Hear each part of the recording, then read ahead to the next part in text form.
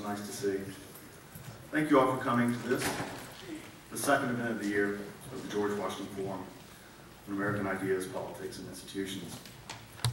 The Washington Forum is a civic education initiative founded on the idea that students facing an increasingly globalized world need to understand what particularly characterizes and distinguishes the nation in which they live and the civilization from which they emerged. Directly aligned to the mission is to enhance the civic education here at Ohio University, and particularly to increase the campus's intellectual diversity. At Washington Forum events, you'll hear voices not always heard on this university, and you'll have a chance to debate them civilly and directly. The need for such a forum has become more clear to me than ever in the run-up to tonight's event. I've heard a lot. And a lot of what I've heard has been head-scratching stuff. One message in particular earlier this week struck me.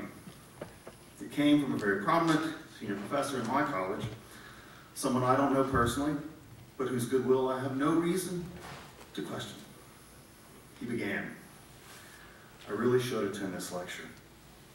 I try to hear both sides, although it's sometimes difficult to listen to the conservatives. They're so backward. How can mature people refuse to enter the 21st century?" Anyone who's spent much time around this university will probably find a little surprising in that assessment, aside perhaps from its unvarnished forthrightness. And the Washington Forum exists, in large part, precisely because the prejudices underlying that message are so pervasive. The Forum exists because the unexamined life actually is not worth living at a serious institution of higher learning. Tonight's lecture to the Forum is made possible primarily by a grant from the Charles G. Koch Charitable Foundation, a foundation whose own mission is to foster wide-ranging, open, and public discussions about free societies and liberty. And few issues touch more directly on freedom and liberty in this nation and abroad than the nature and scope of political power. From the very beginning of our nation's history, Federalists and Anti-Federalists debated whether power should be centralized or decentralized. Both worried about the potential of political power to corrupt, but they disagreed about the ways to disperse and to balance that power. Even after the ratification of the Constitution, debate didn't end. The distribution of political power among the branches of the central government then became an issue. And it's an issue which remains with us to this very day, especially during a time of war. In particular, the power which accrues to the executive branch and the limits on it has been hotly contested of late. I don't think I'm giving away the plot here if I tell you that tonight's guest has had his own consequential and, for some, highly controversial thoughts on the subject. John Yoo comes to us from the University of California, Berkeley, where he's taught since 1993, and where he is professor of law. He graduated summa cum laude from Harvard in American history and got his JD from Yale Law School. He clerked for Judge Lawrence Silberman of the U.S. Court of Appeals of the D.C. Circuit and for Justice Clarence Thomas of the U.S. Supreme Court. From 1995 to 96, he served as General Counsel of the U.S. Senate Judiciary Committee, and from 2001 to 2003, he worked as a Deputy Assistant Attorney General in the Office of the Legal Counsel at the U.S. Department of Justice. In this latter position in the Bush Justice Department, he worked on issues involving foreign affairs, national security, and the separation of powers.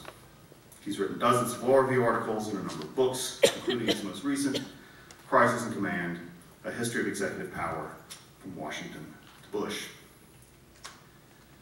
Two things in particular led me to invite Professor Yoo here to speak with us tonight.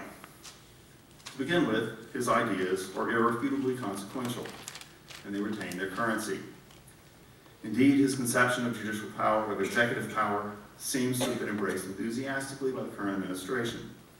They might not like the idea's author, but they'll let those ideas direct their own courses of action. As importantly, I admire Yoo's willingness, indeed his commitment, to debate his critics in public with civility and good humor, and from first principles. He's the very model of a Washington Forum speaker, I'm very pleased that he can be with us here this evening.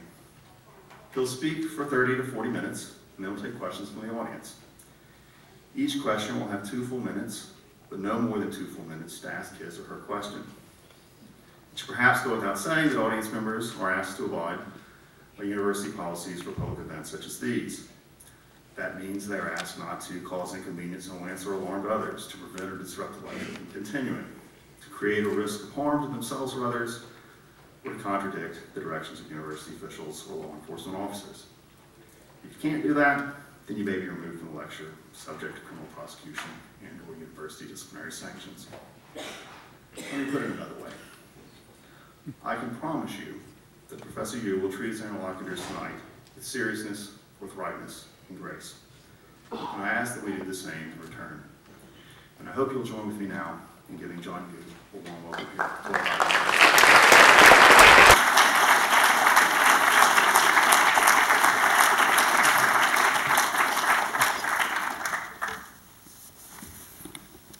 I'd like to thank Robert for that kind introduction and for inviting me on behalf of the Washington Forum to join you this evening. It's always a great pleasure for me to leave, however briefly, the jurisdiction of the People's Republic of Berkeley and visit faraway other lands like Ohio, of which we hear every now and then, but we don't get to see enough. I understand that I've coming in the middle of a time of some excitement. I didn't realize that you all celebrate Halloween a few days early and in an unusual way. Seems to me, I heard outside the hall there were some people already getting a start early. All I have to say is, to me, live as a longtime resident of Berkeley, I didn't know that we had to set aside a special day where people would run around in costumes and get together and get outrageously drunk. So I hope that you all find that this, at least this offering tonight, helps kickstart your Halloween celebrations. And one last thing before I start is I'll just mention very briefly, I had lunch with some undergraduates today, which was a lot of fun, and so they kept asking me about something, so I thought I would address it right off the bat, which is, how did I do such a good job on the Jon Stewart Daily Show? So this seems to be how most of the college audiences these days get their daily news. And I appeared on the Jon Stewart Show last January when I was starting my book tour for this book, Crisis in Command, about which I'm going to speak. And after about 30 minutes of wrestling with Mr. Stewart on his show, I apparently had done so well that on the next day's show, Stewart actually, and I'm told by my students, this is the only time he's done this, he said that I'd actually beaten him on the previous show. So ever since then, I've been asked by a large variety of people, how did I do this? So after I give it some thought and I watch the tape on the internet, there's nothing more painful than watching yourself on the internet, I assure you, especially for the young people out there. How did I do so well? So I sort of thought about it, I watched, and what became apparent to me is that he was a very smart guy. He's very quick-witted. He did no preparation, didn't read anything, and just winged it on stage. And if you think about it, that's what professors deal with every day, 24 hours a day when they teach class. In law school at Berkeley, I have a classroom filled with people who are just like Jon Stewart. And so I'm not going to try to do this tonight, but we spend a lot of time trying to figure out how to deal with people who are extremely smart, have done no preparation for class, and are awfully quick-witted, like yourselves. So let me start talking about this book, Crisis in Command, and then I will open it up for questions, and I'm more than happy to take questions on any subject that I might possibly be able to address, even if I don't get to it in the talk. So please don't feel any reluctance to ask any questions you might have. But obviously this book came out of my service in the Bush administration. I thought a lot about the presidency and the place not just of President Bush, but other presidents that I had served during the time of, or had known, or had grown up under, and their place in history. And I started writing this book or thinking about it because of a poll that was done in 2005 of 300 leading scholars from history, political science, law, psychology, asking them to rank the top, not just asking them to rank every American president from 1 until, down to 42. They didn't include Bush in the poll. And so I saw the results of the poll, and I thought, I'd be interested in writing something about those presidents and what their relationship or attitude was towards the Constitution. And the first thing I thought was that the results of the poll were probably quite different than what most Americans or many Americans think of when they think of great presidents, right? So very helpfully in January of this year, that leading publication of scholarly opinion, Parade Magazine, also did a similar poll. Parade Magazine asked regular folks to name the presidents that they wanted to add to Mount Rushmore, which, if you think about it, is a neat way of asking people who they think are great presidents. Now, the results were skewed because a number of people gave the names of presidents who were already on Mount Rushmore. Once we correct for that, the number one president who most Americans think ought to be added to Mount Rushmore, and this is the 5th president I'll add to Mount Rushmore, is someone who doesn't even appear in the top 10 list of the scholars ranking in 2005 of presidents. And that's, many of you probably will guess it, it's John F. Kennedy. The plurality of Americans think John F. Kennedy ought to be added to Mount Rushmore. He was first in the Parade poll. In the Scholars poll of American presidents, he ranks about average, slightly, in some polls, slightly below average. He used to be much higher, but over time his ratings have dropped. I will say some of the early polls might be the result, for those of you who are into the social sciences, because of polling error, because back in the 1960s and 70s when scholars would do polls of presidential ratings, they were mostly done by a fellow named Arthur Schlesinger Jr., and he would do them for the Sunday New York Times Magazine. And his polling technique, which he disclosed in the article, was to call 20 other Harvard faculty members and ask them who they thought were great presidents. Since many of them probably had John F. Kennedy as a student, it's not a surprise he did so well. But the poll of 300 faculty doesn't have Kennedy even in the top 10. So I'll give you a hint about who's in the top 10. The top 3 presidents in American history is ranked by scholars, probably come as no surprise. Number 1 is George Washington, and it's a great pleasure actually to be appearing in a program called the Washington Program, because I talk a little bit about Washington.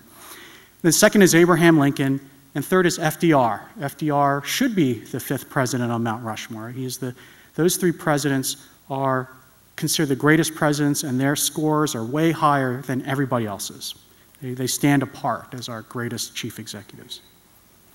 The 4th and 5th presidents are Thomas Jefferson and Teddy Roosevelt, and not to let you in on a secret, but to some Parade Magazine readers it's a secret, they are on Mount Rushmore.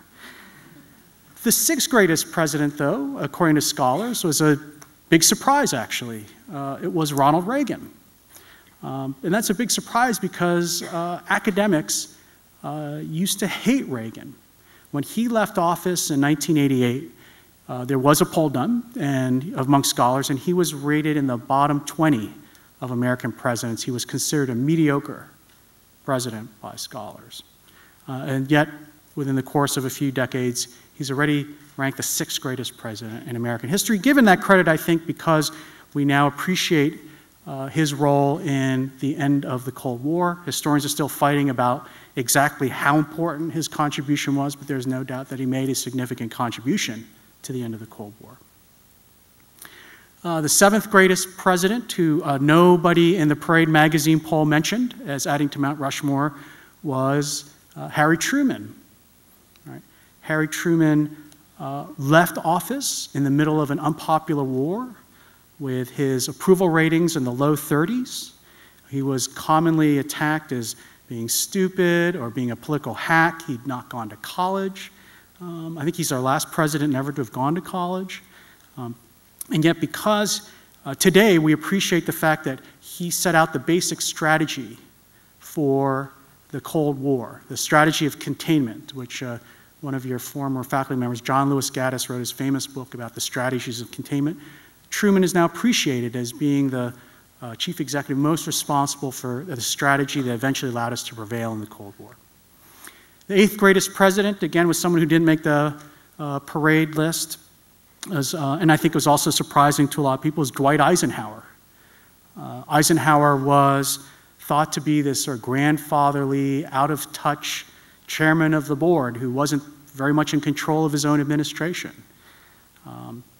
This was a mistake. When the archives of the Eisenhower years opened up, it was discovered that Eisenhower actually was very much in command of his administration and was involved in, or made the final decision on most every major policy during his time in office, which shouldn't surprise people who remember that he had been the supreme Allied commander in Europe during World War II.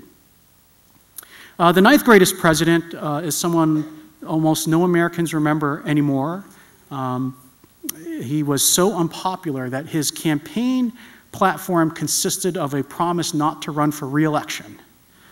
And yet because of him, this is James Polk, because of him, California is now part of the Union. Although I can understand if some of you might want to renege on the bargain and give it back.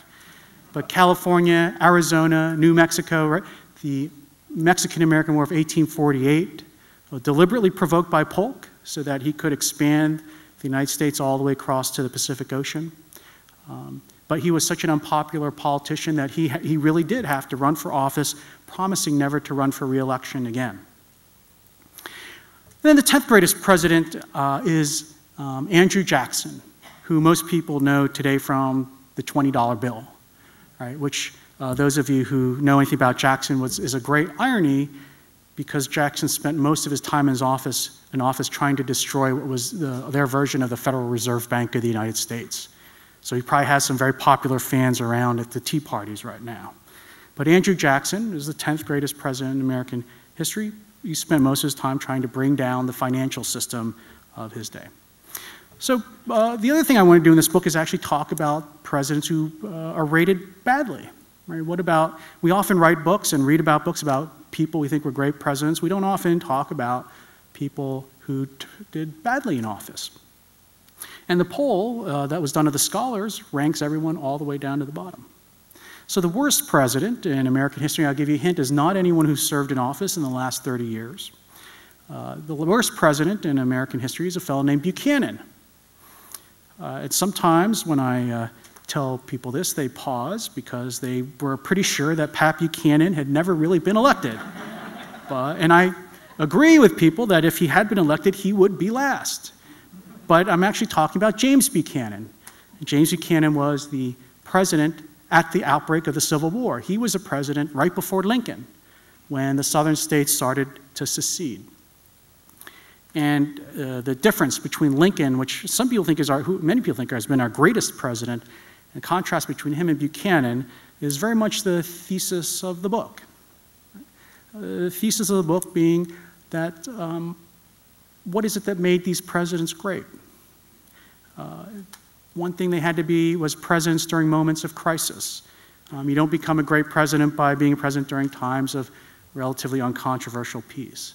But not only that they were presidents during time of crisis, but that they responded to those crises by reading their constitutional powers broadly, acting with initiative, and not necessarily deferring or relying on the other branches of government to take the lead in setting national policy.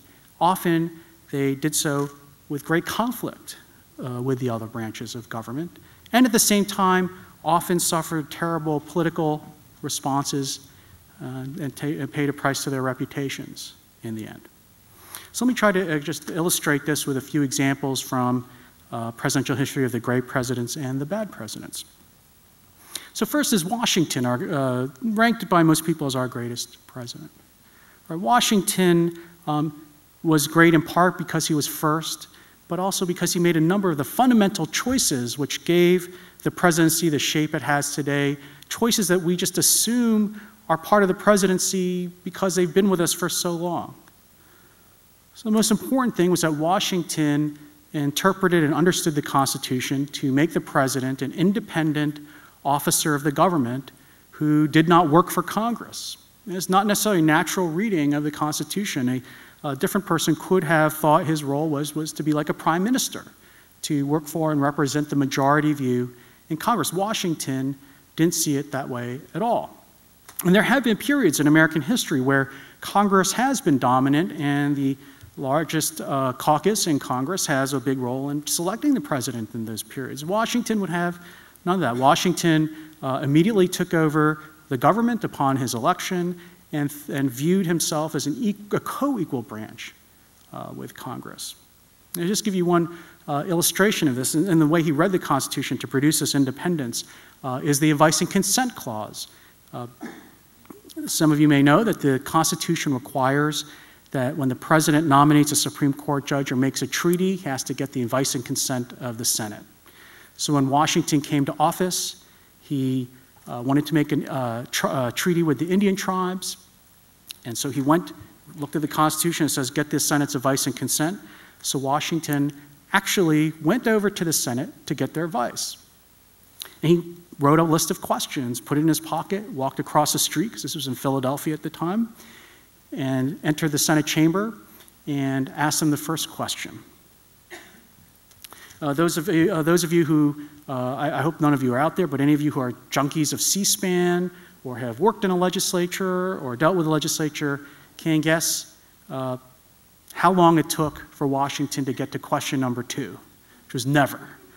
The Senate erupted in 3 hours of debate, yelling, questioning the president, cross-examining the president, yelling at each other, that he never got to get to the rest of the questions. And in fact, Washington, who was a very physically large man and a person who constantly struggled to keep his temper in check, Washington, after 3 hours, burst up out of his chair and just ran out of the room and was heard to say as he was leaving, I'll be damned if I ever step foot in there again. And that is the first, last, and only time a president has in person sought the advice of the Senate on a treaty or a Supreme Court appointment. It happens informally with leaders of the Senate, but no president has ever returned to the Senate as a body to get advice and consent.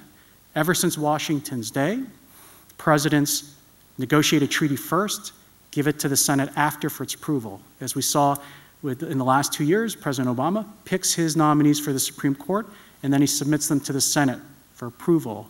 They don't make the decisions jointly. The other thing Washington did is that he read the powers of his office very broadly in response to the great crisis of his day, which was the French Revolution. The French Revolution divided the parties of our early political system. Washington assumed from the very beginning that it was the president's job to decide what the foreign policy of the United States was going to be, whether it would be friendly to some countries and hostile to other countries. If you read the Constitution, though, it doesn't say that at all. The Constitution does not say explicitly which branch gets to set foreign policy. It could very well have been Congress. But from the very beginning, Washington decided that that was an executive power that would adhere to the presidency, and presidents ever since have made foreign policy on behalf of the country. Washington, I might say, did not do this with the widespread acclamation of the American people. Thomas Jefferson, who was at that time his Secretary of State, thought that Washington had so seized monarchical powers that he and James Madison went on to found the Democratic Party, the first political party in American history, to oppose Washington and to oppose his, what they saw as a power grab of the Constitution's powers away from Congress to set foreign policy. And Washington was so attacked in the political process. This was the father of the country, right? The person who had won us our independence on the battlefield. By the time at the end of his administration, in the press, he's being called a secret British agent, secret lover of monarchy, that he'd had enough. And our two-term tradition in part stems from Washington not being able to take partisan politics anymore and retiring to Mount Vernon. And take the second great president explains his attitude to the Constitution was Abraham Lincoln. And here I think is the contrast with the weak presidents is extremely sharp. So if my view is that the great presidents are ones who, confronted by crisis, interpret their powers broadly and respond to events, as a demand rather than deferring to the other branches. It also, my view, that the weaker presidents, or the weak presidents, are ones who did the opposite. When confronted by challenge, they shrink into a shell, they look to the other parts of the government for leadership. And that's the story of James Buchanan, who is universally voted the worst president in American history. Buchanan's from Pennsylvania, my home state, just across the border. Buchanan was one of the most accomplished people ever to become president. He had been Secretary of State, a senator from Pennsylvania, an accomplished diplomat. Right, when he becomes president, at the end of his presidency, when Lincoln is elected president, the southern states start to secede. Buchanan, a lot of people don't realize this, Buchanan actually thought that secession was unconstitutional. He had the same view as Lincoln, actually, about secession. But the problem was, and Buchanan made this clear in a legal opinion that he himself wrote and published at the time, Buchanan thought that the Constitution gave the president no power to stop secession, even though it was unconstitutional. And so instead, Buchanan asked Congress to solve the Civil War. And again, those of you who had experience with Congress could guess what Congress did. Congress appointed a special commission to study the problem. And I'm sure that commission would still be meeting today, were it not for Lincoln's assumption of office. Lincoln becomes president, right? He shares the exact same constitutional view as Buchanan about the legality of secession, right? They both agree secession is unconstitutional. But Lincoln thinks that his job as president vests him with the constitutional authority to take measures to stop it from happening, right? And what does he do? He actually embarks, I think, on probably the most people agree, probably the most expansive exercise of presidential power in our history. He raises an army and navy and takes money out of the treasury to pay it. And he sends the army and navy into the South on offensive military operations, all without congressional approval, which would not come for months and months later. Congress isn't even in session. He suspends the writ of habeas corpus around Washington, D.C., and then throughout the entire North so that Northern forces can start to detain Confederate spies. I think he's the only president to do this. He even refuses to obey a direct command from the Chief Justice of the United States, Roger Taney, to release one of those Confederate spies. The Chief Justice orders the spy release, sends Lincoln the order. Lincoln refuses to accept it and doesn't carry it out. He keeps the guy in detention. This is in Baltimore. And I would say Lincoln's greatest act as president is an act of unilateral, what we call today unilateral executive power, which was the freeing of the slaves. The Emancipation Proclamation is an exercise by President Lincoln of his authority as commander-in-chief, which is why if you read the Emancipation Proclamation, it is one of the most boring legal documents you'll ever come across. It's not full of the poetic language of the inaugural addresses or the Gettysburg Address. It is a very precise legal document that sets out exactly where the slaves are freed and where they're not freed. And Lincoln was always criticized because the Emancipation Proclamation only freed slaves in the areas of fighting and in the South. And he was criticized because he freed slaves that the North didn't even actually have control over. He did not free the slaves that were held in the loyal parts of the Union. There are still states in the Union at this time that had slavery. He did not free any of them because he thought his commander-in-chief power only extended to the areas of fighting and to enemy territory, but not to peaceful areas in the North. Lincoln also realized that as a war measure, that once the war was over, the Emancipation Proclamation would end, and he was terribly worried that he would actually have to send the slaves back, which was why he thought it's so important to get an amendment to the Constitution ratified, ending slavery, before the end of his presidency. But that is, I think, the leading example of the exercise of presidential power without congressional approval, without the approval of the Supreme Court. If you actually look at the history of it, Lincoln's actions were quite in conflict with the views of the other branches. The Supreme Court precedent on point during this time was the famous Dred Scott decision.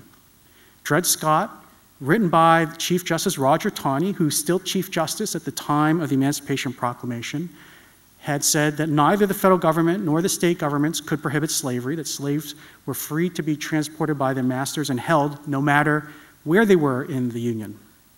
And the Supreme Court had said slavery was perfectly constitutional. Congress had set up its own plan for emancipation. Congress's view was that for every individual slave that was to be freed, there had to be a special court case so that the government could prove that the owner of that slave was a member of the Confederacy, which, as you all can guess, would have led to hundreds and hundreds of thousands of federal court cases, which I'm sure our courts would still be hearing today were it not for the Emancipation Proclamation. Lincoln, though, was willing to act against the constitutional views of the other branches within, though, the scope of his constitutional powers, which was the Commander-in-Chief Clause. We take the third great president, Franklin Roosevelt. I think we're living in a day now when we're arguing about the legacy of the New Deal and whether and how it responded to the Great Depression. One of your faculty members here, Richard Vetter, is here. He's one of the great scholars on this question who I looked at and relied on in this chapter of my book. It's still a controversial and open question. I think, though, that everyone would agree, no matter what you think about the New Deal, that President Roosevelt deserves his place as one of our greatest presidents because of his performance leading up to and during World War II. And that, again, is a story of the exercise of presidential power on a par with Washington and Lincoln. If you remember the years before World War II, leading up to World War II, President Roosevelt did not have a relatively free hand in dealing with Japan and Germany. Congress had passed a series of neutrality acts. Until the day before Pearl Harbor, a majority of Americans did not want the United States to get involved in World War II, according to opinion polls at the time. These neutrality acts prohibited the United States from assisting any of the combatants, any of the countries at war in Europe. FDR, I think to his great credit, saw the threat that Germany and Japan posed to the security of the United States and to the world, and he took measures simply to violate those statutes in order to help the British and the French in their hour of need.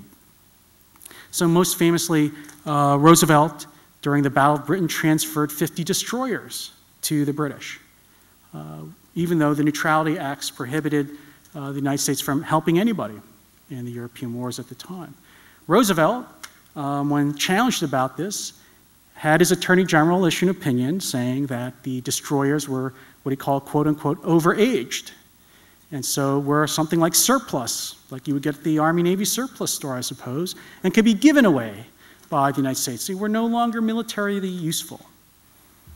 Then he did that one better. Then he started taking airplanes and bombers and fighters built for the US Air Force, took them right out of the factory upon completion and sent them over to Great Britain, again during the Battle of Britain and the months after.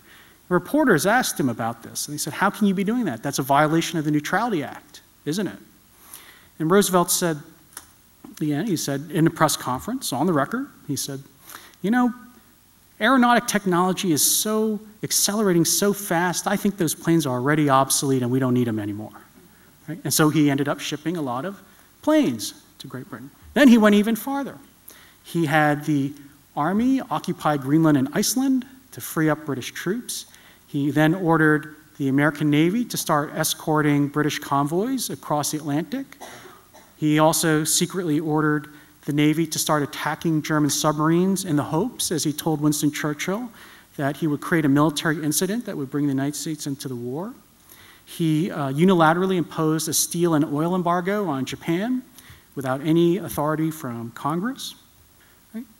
He did everything he could to get the United States into the war. And I would say that the United States is better off that he did, and that we would be, and the world would have been better off if he had been more successful and brought the United States into the war even earlier.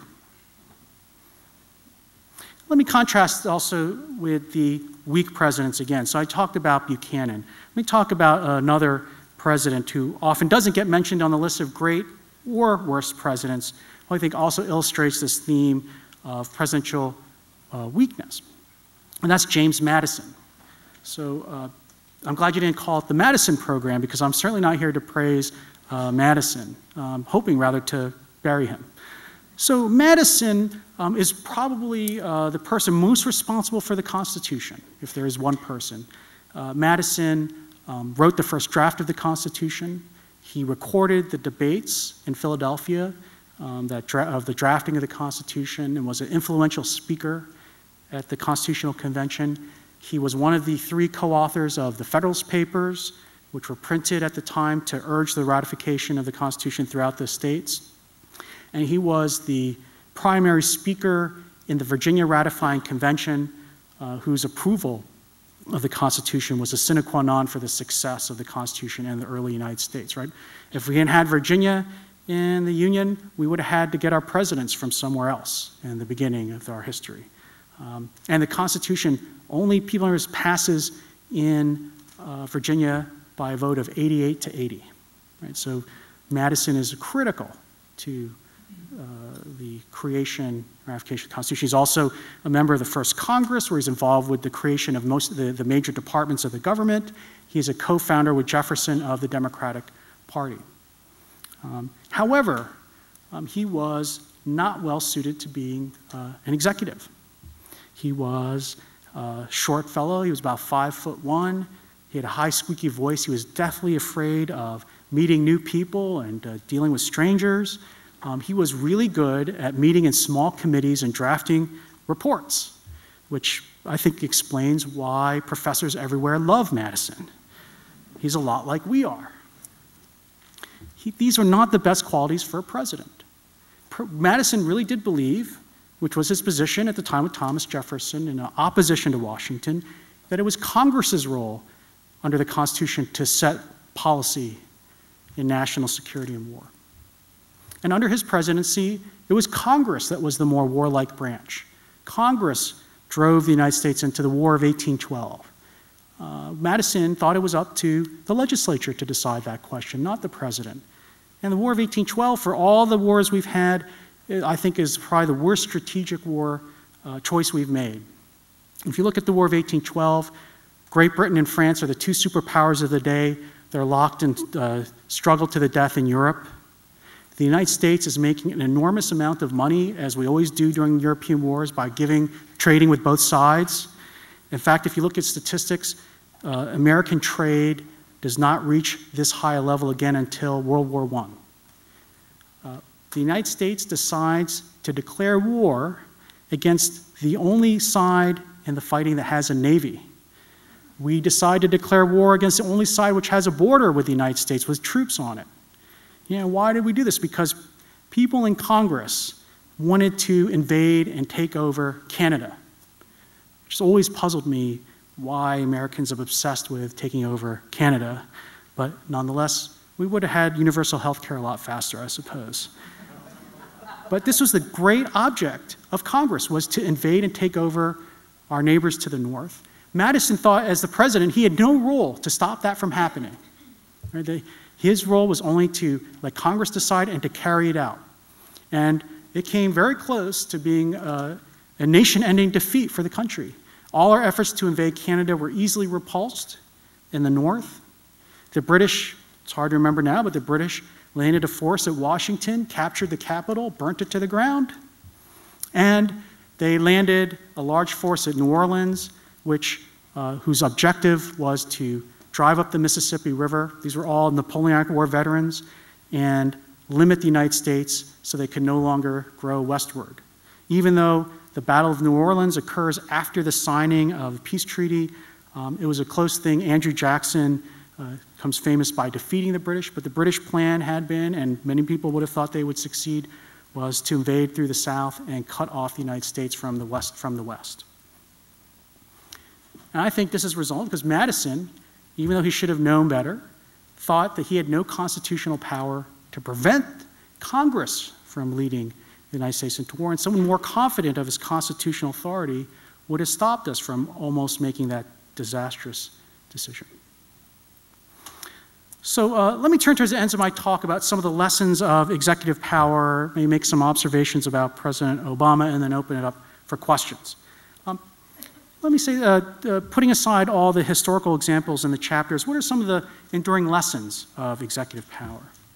So first is that the executive branch was created by the framers not to be this sort of great permanent administrative state that we have all around us today, but that it was really created to grapple with unforeseen challenges and circumstances. The framers understood that Congress as a legislature could never write a law that anticipated everything in the future. You need to have a branch of government always in existence that had the capability to respond to sudden challenges and events, which would most likely happen in war, but other kinds of crises and threat to the nation's security. That's why the presidency is structured, and if you look at it, in a very odd way, in a way that's somewhat unique compared to most of the other Western democracies. Most of our other allies in the world are parliamentary democracies where the executive branch happens to be the leaders of the majority party in the parliament or the legislature. There's no separation of powers between the executive and the legislative branches. The framers chose a different model, right? They concentrate the Constitution's responsibilities for the executive into one person, right? The president and the vice president, I suppose, when he chooses to do anything. Right? And that is really unusual if you think about it. The president has to be responsible for the operations of the government. And you'd be surprised today, there's a person whose job it is in the White House called the staff secretary. It's a job, most important job you've probably never heard of in the White House. This person's job is to follow the president around every minute of the day with a portfolio full of papers. And his job is, whenever the president has a free second, is to put a piece of paper in front of him and have the president sign it. Because under our Constitution, our laws, the president is still individually responsible for making hundreds, if not thousands, of decisions every day, from the appointment to some deputy agriculture commissioner to whether to decide to go to war. It's, if you think about it, a very inefficient way to design an executive branch. But the reason the framers did that is because they were terribly worried that the government, if it was split up, the executive branch was split up between two people, like the Roman consulate, or even more, that the president wouldn't be able to act swiftly and decisively to events, that if you have one person, that person can decide to act quickly. Right? Alexander Hamilton in the Federalist Papers describes the very nature of executive power as to act swiftly, decisively, sometimes secretly, but with decision, right? With energy. And that's why the presidency is structured in this weird way. The flip side of this theory, though, is that when times are peaceful, when the country is not in crisis, when it's not under foreign threat, the powers of the presidency are supposed to recede. The powers of the president are not fixed. They depend very much on circumstance. You wouldn't want a Lincoln to be in charge during times of peace, that you would have these periods of crisis where presidential power would expand. That's what it's designed for. But then during times of relative tranquility, those powers would recede and Congress would play the primary role. And in fact, the framers thought that the president's primary role in domestic affairs would be to check Congress, which they thought as the real institution that would threaten individual liberty. In fact, they give the president the power of veto, not because they want the president to be able to bargain with Congress to push his or her legislative agenda through Congress. They gave the president the veto to check Congress because they thought Congress would be the institution that would go too far on domestic policy. It's really only with the growth of the United States' foreign ambitions and its global policies and its role in the world that the presidency has expanded in any kind of permanent way. And this was something that was observed by Tocqueville when he visited the United States in the 1820s. In his famous Democracy in America, there's a passage on the presidency where he says, the presidency is these days a very weak, unassuming office. But he said, if you look at it on paper, though, it could be extremely powerful once the United States takes an active role in the events of the world. It's only when that happens, Tocqueville thought, that the presidency would actually grow in any kind of institutional way. And I think history, as in many ways, has borne Tocqueville's prediction out. Let me also place a limiting condition on my thesis, which is even though there are going to be these periods when presidents do have to exercise broad powers during periods of crisis, there are always going to be political checks on the exercise of that power. I just don't think that that check is going to come from sweeping decisions by the Supreme Court about the exact balance of powers between the three branches. Rather, the framers thought that, as they said, ambition would counteract ambition, that the three branches, through the use of their individual constitutional powers, would check each other. For example, in war, they fully expected that if Congress disagreed with the military ambitions of the president, they just wouldn't create a military, or they would defund, with the power of the purse, presidential plans. Right? They expected the branches, and then not just the branches, but the political system itself to check an over-eager or overreaching president. That the political system itself would respond to stop excessive ambition. Now, sometimes you'll see people say, well, that's impractical. Congress is never going to act against the president during a war, during foreign affairs crisis, and so on. And the only thing is, that's not a failure of the constitutional design. The Constitution gives the Congress plenty of powers, if it wants, to draw down forces in Iraq even faster than the president does, or to end the surge in Afghanistan tomorrow, if it wants to. They may not have the political will to do it, but the failure of political will should not be confused with some kind of fundamental defect in the Constitution. The last check is not just a political process, but public opinion. One thing that should be observed about all these presidents when they exercised broad powers is that they were always attacked by their opponents as attempting to seize dictatorships or subverting the Constitution or thinking they were a king and not an elected chief executive. Washington, I mentioned, was accused of being a secret monarchist. Lincoln was regularly accused of being a tyrant. In fact, Lincoln, when he runs for re-election, doesn't think he's going to win until a few weeks before the election. His opponent is George McClellan, his former general-in-chief, runs against Lincoln, right, because he claims that Lincoln has been trying to become a dictator and has subverted the Constitution.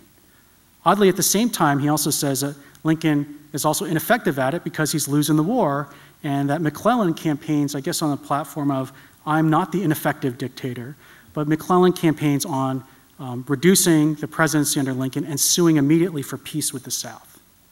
Right? But that's enormous, if you think of an enormous response of opposition to President Lincoln. And then President Roosevelt, of course, is accused of also being a dictator, of being no better than the fascists in Europe or the Soviet Union. He actually suffers a rebellion within his own party in the 1938 elections, and the New Deal, as a political matter, kind of stops because his own party won't follow him anymore on his domestic plans. So let me close by making some observations about the future and opening up for questions. So I actually think that when President Obama entered office, he actually had a vision of the presidency that was kind of the reverse of the ones I'm saying, the reverse of the one I'm saying that the framers sought to create. I think that President Obama came to office wanting to reduce the presidency's role in foreign affairs and national security, and at the same time expand it in domestic affairs, right? He comes to the presidency with a very ambitious agenda for domestic reform in a whole lot of areas, not because necessarily of his own creation, but to respond to the economic crisis, but in other areas to go beyond it, for example, with healthcare and financial markets reform and so on. At the same time, when it comes to war on terrorism, he tries to, I think, retract the presidency's individual role. So take, for example, his decision which he may be going back on or reversing, but his initial decision to try some of the leaders of the 9/11 attacks in civilian court in downtown New York City. Right? He announced that the United States would try Khalid Sheikh Mohammed, the actual person who planned the 9/11 attacks, in federal district court in Manhattan. This was resisted, not, I think, for constitutional reasons, but because of the financial cost. It was, I think, estimated that the security costs alone would be $200 million a year to secure the area for these trials, when Guantanamo Bay itself costs $100 million to build and operate. And so recently we've heard that the Obama administration is sitting and waiting to decide whether it should reverse itself on this. But if you think about it at a broader constitutional level, what President Obama is doing is trying to throw some of these fundamental war on terrorism issues to the courts. If you have a trial of one of the high-ranking terrorist leaders in civilian federal court, then the courts are going to have a lot of responsibility for fundamental decisions about policy in that war. Just in the way when the Supreme Court decides questions about law enforcement or the criminal justice system, those have the effect of determining a lot of the ground rules that police use when they operate on a day-to-day basis. Right?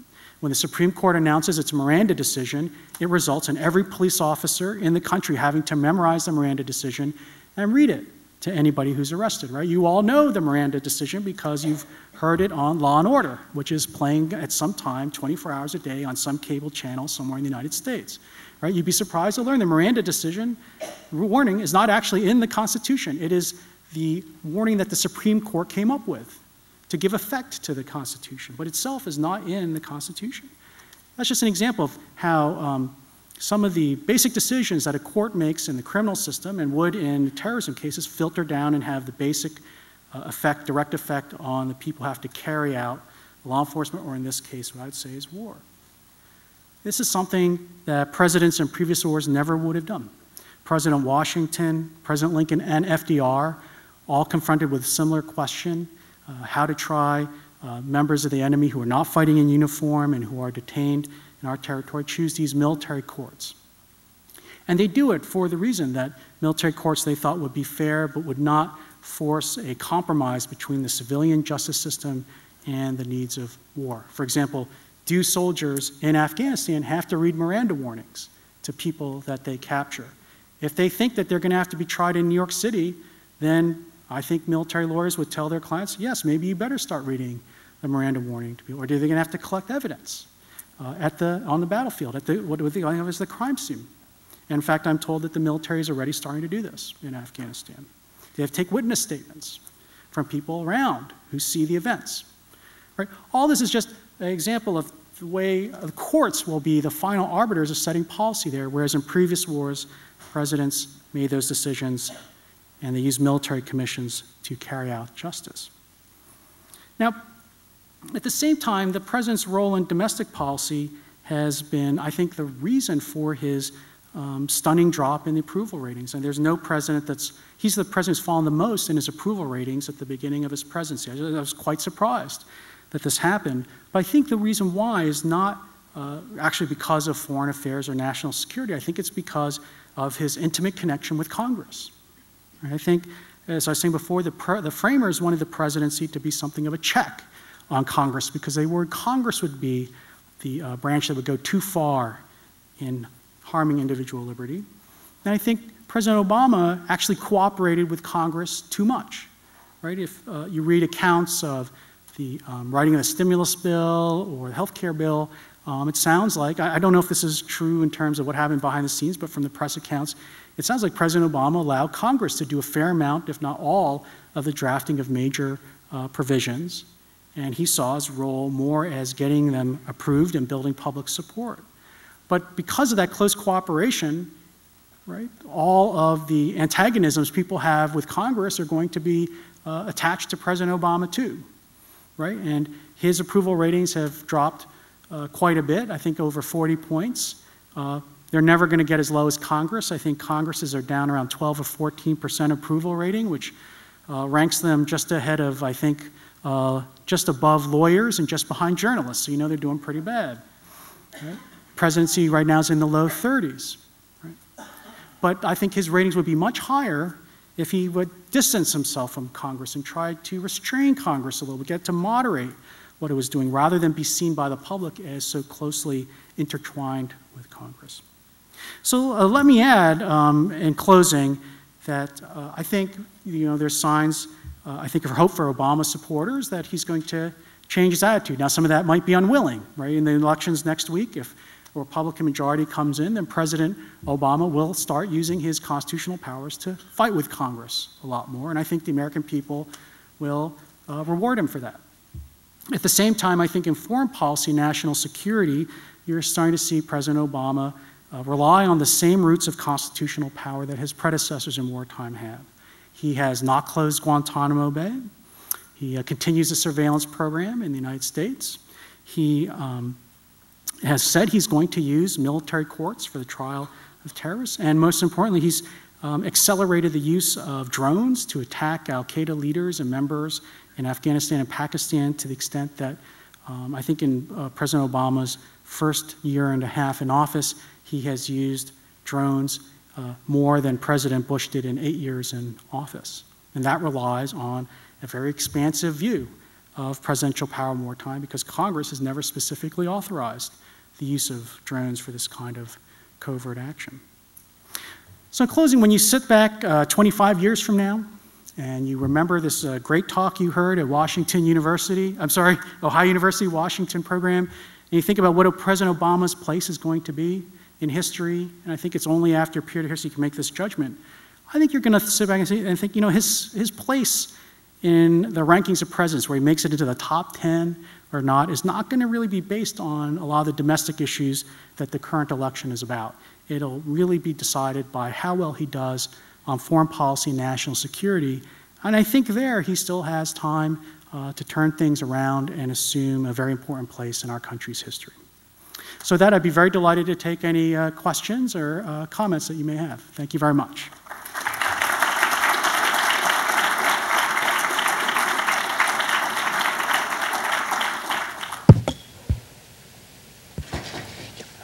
We working?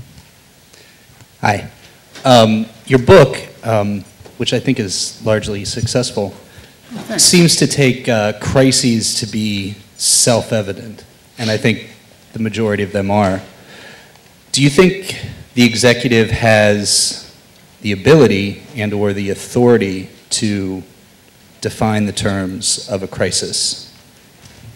It's a great question, and I didn't address it in my talk, but I think it's an important one, because there's always this concern, I think, that or at least people think there's this worry that a president might create a crisis where none exists and uses it as an excuse to expand his constitutional powers. My view is that that has not happened in our history. That doesn't mean it can't happen. There's certainly periods, and I should have added, one way that a president becomes a bad one is not just by being passive in the face of crisis, but overexerting himself or herself in the face of tranquility or peacetime. So actually, I would say a good example of that, there's two good examples, Andrew Johnson at the end of the Civil War and Richard Nixon. These are both presidents who thought that the country was far more in a crisis than it was, and responded by exercising or claiming exercise of broad constitutional powers as a result.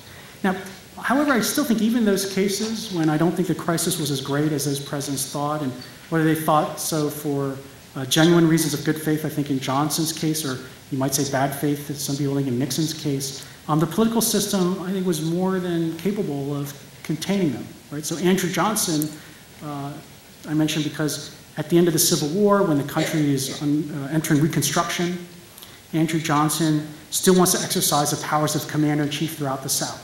And he doesn't want to allow Congress to have any role in deciding how the South is going to be reincorporated into the United States.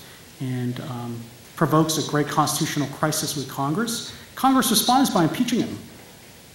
And it comes within one vote of removing him from office. And even though Congress doesn't succeed in removing him from office, it effectively removes Johnson as any kind of obstacle to its plans for Reconstruction. Right? And the story of Reconstruction really becomes a story of Congress's plans for rebuilding the South. I think the same is true of Nixon, right? Nixon did use his powers as president to do things which were not justified by the times. He used the CIA to spy on and the FBI to spy on his political opponents. And again, the system responded ultimately by threatening to impeach him, and he resigns from office before his almost certain impeachment. So it's not that that could never happen. I quite agree with your suggestion that it could happen. I just think the system can respond to it. The other way to approach a question is, do you want to have a constitution or a system that tries to predict beforehand all the circumstances that could arise like this and try to constrain presidents so much, right, that they would never be able to exercise power unless Congress said it was okay? I think this is a trade-off, like many things in the design of the Constitution and in law. And I think the trade-off is that we allow presidents to take initiative in moments of crisis. We have these checks on him or her that operate afterwards, but that's what the Constitution sees, and I agree with it, sees as the best balance, rather than trying to constrain the president beforehand, wait for the crisis, and then have Congress authorize the president to go forward after that. I hope that answers your question. Yeah. Thank you. How does your role as an attorney and your oath as an attorney to defend your client and your personal beliefs, how did those intersect in your time at the Bush administration, and more specifically on some of the more controversial aspects? Yeah, I mean, that's a hard question. So, when you, first of all, let me say what my job was. This is a legal advisor to the Bush administration, specifically on matters of war. And let me say, back on September 10th, 2001, we all thought it was going to be a quiet 4 years in office, right? This was an administration that, if you remember back, it's hard to remember, but back before 9/11, Bush administration campaigned against nation building, right? They had, Condoleezza Rice gave a famous speech during the campaign saying that the 82nd Airborne shouldn't be escorting kindergartners to school in Bosnia, although they pretty much do the same thing in Iraq in a few years, right? This was an administration that was going to be domestic in its priorities and focus. And so, my job and all that, I took that job, and then the months since was, the country then faces something that's unlike anything we'd experienced in our history, a direct attack on the United States by a non-state, but a non-state that has the power to commit acts of violence against us that actually lies beyond the power of most nation states in the world. And so what I thought of as my role is figuring out how does the law that we have now adapt to this new kind of situation which nobody could have foreseen. No one foreseen when they were drafting or writing the laws that we had at the time. On the other hand, that means that my view is as a lawyer, you actually have to be very careful to say that you are not making decisions of policy. That you can say, the law allows you to act within this range, but I can't tell you what to do within that range. And that actually lawyers have no special expertise or knowledge that would let me choose what the country should do. That's why we elect the hard decisions to, we give them to our elected representatives. So, example of this is the war in Iraq. I was asked to work on the legality of the 2003 invasion of Iraq. Whether it was legal or not, I couldn't tell, anybody whether it's a good idea to invade Iraq. And I have to say personally, I don't know. I didn't know at the time whether invading Iraq was the policy that made the most sense. There are people who we elect to office to make those decisions. But as a lawyer, I could say, well, if you invade Iraq and you don't have the authorization of the Security Council, this is what the best legal grounds are, and you should probably get the cooperation of Congress when you do it, which is what we eventually did.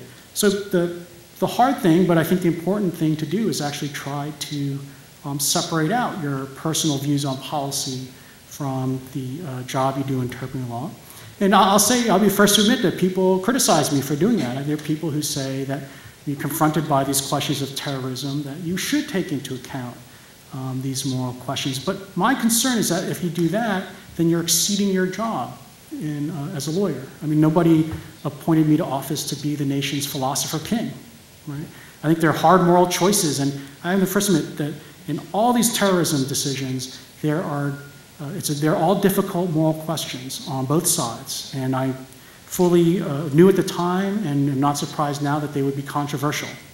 And that people, no matter what you did, would be, people on either side of the question would be unhappy, right, with a choice one way or the other. And I think that that's such a hard choice that's why we elect people and put them in positions of responsibility to make those policy choices. But even in the job of a lawyer, I try to drain from it my own personal moral views and try to give force to the views that are held by the people who made the law, whether it's Congress or the Constitution's framers. But I think it's a hard thing. It's never perfect. I mean, you can never do it to perfection. Thanks. Dr. Yu, I was curious in relation to false flag terror attacks, more specifically the declassified document Operation Northwoods, which was drafted during the early 1960s during Kennedy's reign, which certain provisions of it called for false flag terror attacks, specifically crashing jetliners into American buildings and also detonating bombs on American soil and blaming it on Cubans to gather support for an inland invasion on Cuba. Do you think that's within the constitutional power or executive power of the president to stage these falsified terrorist attacks to gather war support? Yeah, it's a sort of linked to the question right before you. First of all, I have no idea about this. I've never heard of this before. I'm not saying it's not true. I'd never heard of it before. So it could be true. I have no idea one way or the other. But assume it is, right? Assume that there's some planning elements of the CIA who thought it would be a good idea to stage fake terror attacks in the United States back in the 1960s and use it as an excuse to invade Cuba. I don't think that's within the constitutional powers of the president. And I would hope nothing I said tonight would lead anyone to think it was, right? So my vision of the presidency is quite the opposite of that one. That's the idea of an activist presidency creating a foreign policy crisis where none exists and using it to expand his powers. I see it as the reverse. I think that all these presidents, Lincoln, Washington, FDR, they didn't go out looking for a crisis, right? The Civil War happens whether Lincoln likes it or not. Secession happens. World War II comes whether FDR wants it or not, right? And I see the presidency's powers as expanding to react properly to those crises. And I think if a president ever did anything like this, this goes back to my answer before about Nixon, right? I think, if anyone was going to play dirty tricks, it was going to be Nixon, right? He did play dirty political tricks. And the political system, I think, did respond to him in the right way, that it ultimately tried to impeach him, right, and forced him from office. And I think that's the proper constitutional response. I don't think that the president has that kind of power to create made-up crises. I would just ask that you would look into Operation Northwoods Declassified. Thank you. Okay. Mm-hmm. Hello. So tonight you've made an argument for the precedents about the scope that presidential power covers, particularly that it is more broad during times of crisis and less broad during times of peace. However, I feel that tonight there's been sort of a separation between power and ethics, and it doesn't seem like there is much actual legal protection for ethics and morality when you start expanding power to this extent. And my question is, what is the purpose and value of this power and influence when it becomes separated from ethics and morality of a situation, and whether it is worth that sacrifice? It's a very good question. One thing I want to say in response to it is that I wouldn't want to be seen as arguing or claiming that the power should be used without any thought to ethics or morality or philosophical choice. So I think every decision the government makes and anything of any importance involves considerations of choices like that. That's one of the things that has always struck me about my time in government in any of the branches is that a lot of even sort of choices that seem simple can involve basic questions of morality and trading off one value against another. So to give you a simple example, gas conservation, miles per gallon requirements in cars, right? The government can say, we want to reduce oil consumption in the United States, so we want cars to have gas consumption of 35 miles per gallon instead of 30. Right? At the same time, the Department of Transportation can tell you almost exactly how many more people will die in highway accidents because of lighter cars, because those lighter cars are made to comply with those higher requirements. And you wouldn't have thought it had that, but a lot of decisions in government involve that kind of choice. So first thing I say is, those choices are inescapable. I don't think there actually is a way to say, well, there's a way to decide this question without having any view of morality at all. That said, I think what the Constitution does and our laws do is that they give the power to make those choices, but they don't tell you how to use it. And that's up to us today. I don't think it's, Right, so when the framers gave the president the commander-in-chief power and gave Congress the power to declare war and fund the military and create the armed forces, right, the Constitution doesn't tell us today how to use those forces. They don't tell us today how the president is to use his commander-in-chief power.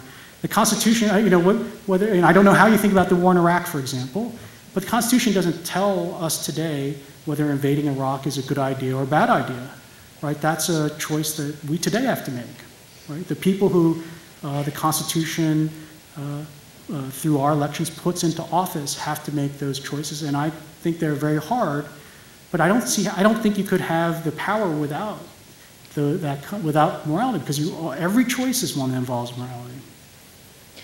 All right.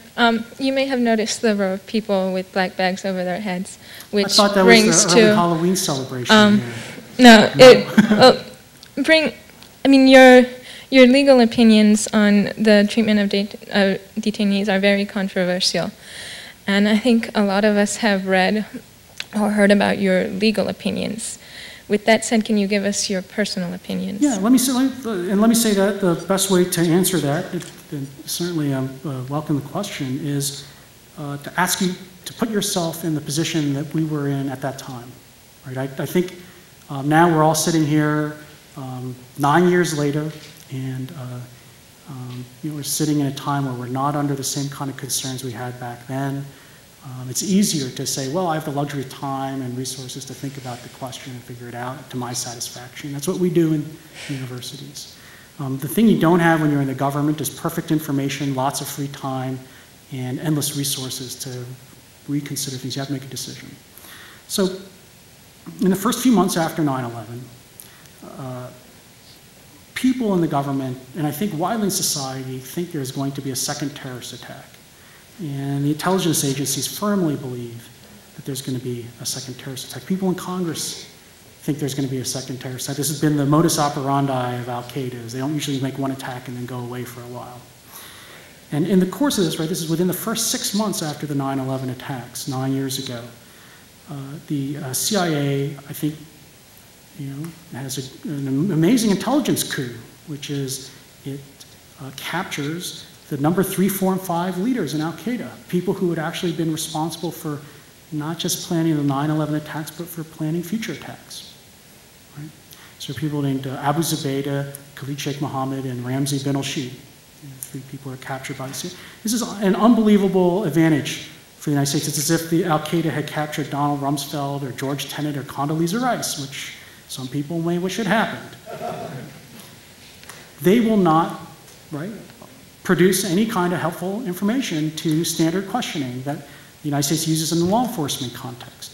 In fact, I believe it's been reported now that the first thing Khalid Sheikh Mohammed says is, I want a lawyer, and I'm not going to say anything until I get to New York City. Right? He invokes his right to remain silent, and he invokes the right to a lawyer. I think under those circumstances, given what the United States thought was going to happen, that it was not just natural, but it was a duty of people in the government to ask what kind of interrogation methods could we use that would be legal, but that would go beyond law enforcement methods. And I'd be the first to acknowledge these are hard questions. I'm the first to say that I wish the United States never had to confront these kind of questions. I wish we lived in a world where we'd never been attacked and that we didn't have to think about this ever.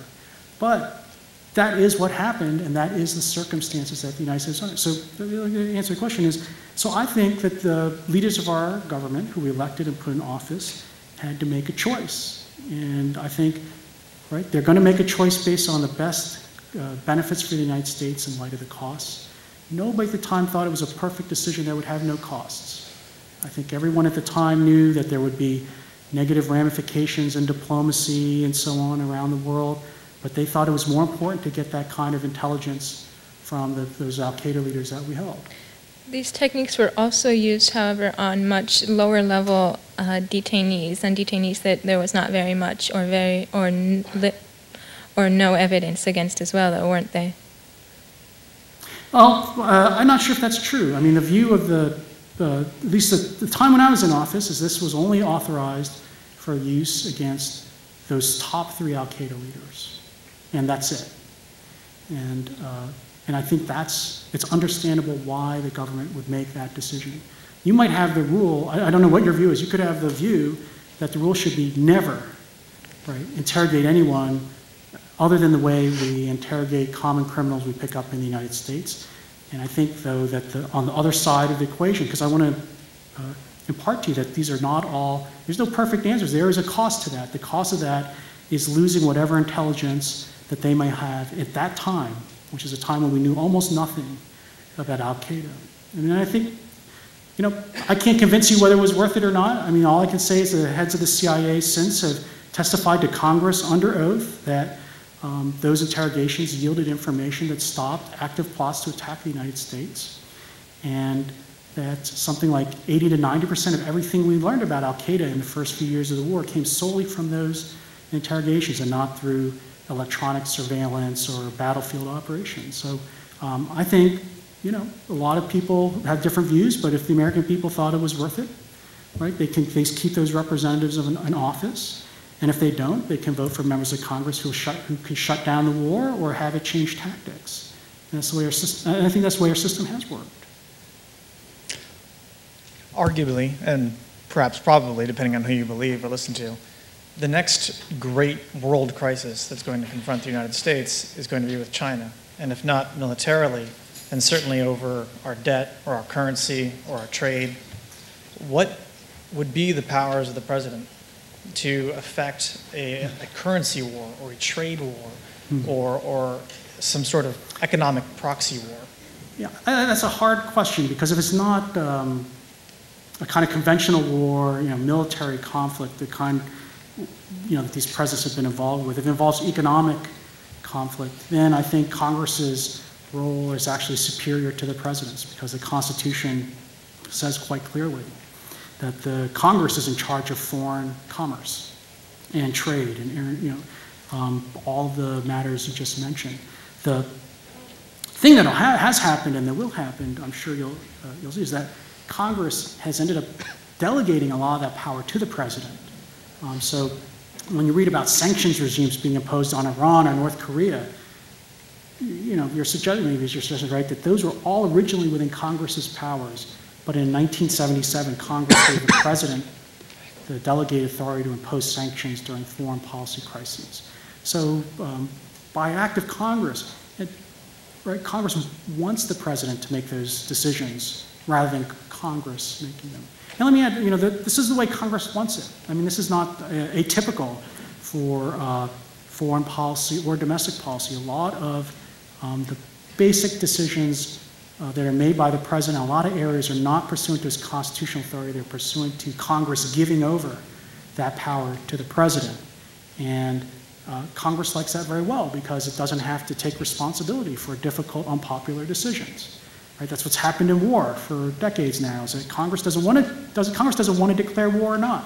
Right? Let the president do it, and if it turns out to be a bad idea, we're going to blame him. And if it turns out to have been a good war, we were partially responsible. And I think that's what's going to happen in any kind of trade war or economic struggle with China, is that it's really going to be up to the president, but that's because Congress has put him or her into that position through passing these kinds of laws. My hope, if anything, is that I hope this doesn't become like the War of 1812, though, where it can tend to be, we live in this period where people think that presidents are the more warlike branch, but that is not naturally so.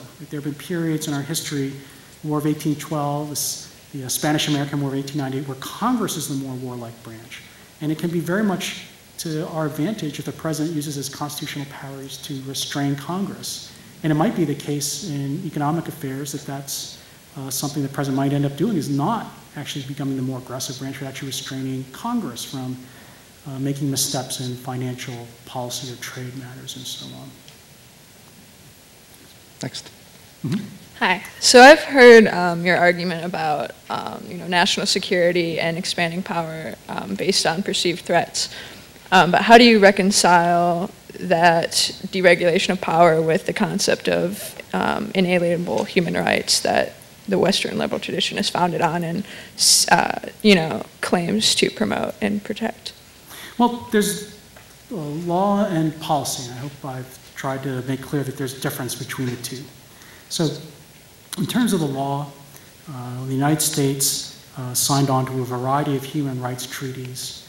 It also passed statutes which implemented those treaties.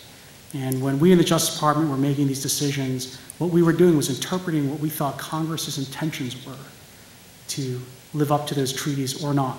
There are a number of aspects of these human rights treaties which Congress has never carried out or implemented or required the United States to live up to. And in fact, some of that is part of the price of getting the treaties agreed to in the first place. So one thing I would say is that's what we thought was Congress's choice when it adopted different human rights conventions and passed those statutes. And we thought Congress was not fully implementing them. But when they pass laws creating certain crimes or passing certain prohibitions, those are the things that we're interpreting and trying to give force to. As a matter of policy, I don't know what the right answer is. I mean, and I don't think I don't think I know any better than you what the right answer is. I think this is a decision that all of us in the electorate make, and we choose people for office who have this view. But right, you could say, look, in the war on terror, we shouldn't do certain things. Right, we shouldn't use drones that not only kill the targets but could kill innocent civilians nearby. We should use aggressive interrogation methods. We shouldn't have military trials. Right, we should close Guantanamo Bay. Right, we could. The United States could enact the whole list of things that the most aggressive international human rights advocates would have us do. Right? I think that's a question of policy. Maybe that is the right choice. The people we've put into office and elected, I would say, don't think so. Right? I mean, human rights advocates see Guantanamo Bay and its existence as one of the great affronts to human rights law or human rights policy. And Congress, President Obama has said he wants to close it. Congress has refused to give any funds for the closing of Guantanamo Bay. Right? And those are people we elected to office. So I think when it comes to that matter of choice of policies, it seems to me a majority of Americans don't think Guantanamo Bay should be closed. So I think a lot of us are willing to say, well, it's worth in carrying out this war on terror against al-Qaeda and preventing another attack on the United States and trying to get intelligence from al-Qaeda leaders that we capture, that we're not going to live up to someone, different country or another group's vision of what our human rights obligations ought to be. Okay, so as a lawyer, upholding, this concept of the law, what do you define human rights as, or do you believe in human rights? Well, human rights are, in terms of the law, are the things that the United States signs. Law is inherently ethical, though, so. Well, I mean, there's not every law is ethical. I mean, there's laws that. I mean, the concept of justice deals with ethics. Human rights exist as a legal matter in the laws that Congress passes, right, implementing the treaties that the United States signs. And I don't think anything that exists outside of that is policy, in my view, or ethical claims, but it's not law in the same level as the Constitution or acts of Congress or decisions of the Supreme Court. If it takes that form, then we enforce it, because that's an obligation the country has entered into. But if, say, a collection of human rights groups or other countries announces something as a human right, and says it has this definition or scope, but the United States Congress has not passed a law adopting it, and we've not signed a treaty accepting it, then it's not law within the United States. Okay. We can still decide to follow it as a matter of national policy. I mean, President Obama could say, even though we don't have a treaty on this, I think this is a valuable human right and we should follow it. And he's certainly entitled to do that and use the powers of his office to carry that out. But I don't think he's legally obligated to do that unless it goes through the lawmaking process under the Constitution. So he's not responsible, is what you're saying? No, I don't think that's what I said thank just you. now, but whatever. You pointed out that Franklin Roosevelt is the clear candidate number 5 for Mount Rushmore, and you gave some examples of his aggressive and properly aggressive foreign policy versus the Axis. You also talked in the case of Lincoln of the suspension of habeas corpus, but you skipped over the deportation of the Japanese, and that's curious because it seems to fit into the general question that you've posed about how does presidential power expand or contract during an emergency. How does that fit into your overall thesis, and does it make him less of a candidate for number 5? Yeah, I mean, actually, one thing to say about the Japanese internment cases is that it wasn't actually an act of unilateral executive power when you go back and look at it. What I was most interested in is when presidents acted on their own, claiming constitutional authority, and the thing we sometimes forget about the internment cases is that they were authorized by Congress and then upheld by the Supreme Court in Korematsu versus the United States. So at the time Roosevelt did it, this was actually a unanimous view of all three branches of government, no matter how much today we think it was a mistake. At that time, there was actually no constitutional dispute between the branches about it. In my discussion of it in the book, I do see it as a blemish on Roosevelt's record. I mean, I think that what happened there was that that race was used as a proxy for loyalty to the country. And I think that the dissenters in Korematsu had that right, that that is actually unconstitutional under the 14th Amendment. That doesn't mean that the president couldn't detain people that they had proof were actually spying for Japan or Germany, but to say that everyone who's Japanese, or put it differently, this didn't happen, but everyone who's German, of a German extraction, is presumed to be a spy, that was unconstitutional. And I think that was a mistake. The other thing I'd say about it is that for many years it was thought that Roosevelt was somehow not that involved with the policy, that it was really General DeWitt and lower level people and Secretary Henry Stimson, the Secretary of War at the time, and so on. But my reading of the materials in the latest documents that come to light seem to indicate that Roosevelt was very personally involved with the decision, far more than historians have generally understood until maybe the last 5 or 10 years. And I do think it was a mistake. It is a caution that, obviously when we're in periods of crisis, that we can overreact. And that's happened before. It's not just the suspension of habeas corpus, which actually interesting about habeas corpus is that more recent historical work indicates that it wasn't as widespread. Military detention during the Civil War was not as widespread as was commonly believed. It was much more narrow and limited. But World War I, the Wilson administration engaged in some severe restrictions on free speech. For example, arresting people who, anti-war protesters who were standing in front of munition plants were arrested even though they were not interfering with any of the production of the munitions, just for their speech and so on. But I wouldn't say that there's something inherent in the presidency that actually limits individual liberties. I think that's a common argument that's made today. But then you actually look at exercises of presidential power, they've also often gone the other direction. So not just the Emancipation Proclamation, which might have been the greatest sort of liberty-expanding act of our government ever, was done by presidential power. But you look at the desegregation of the military by Truman is done by unilateral presidential order.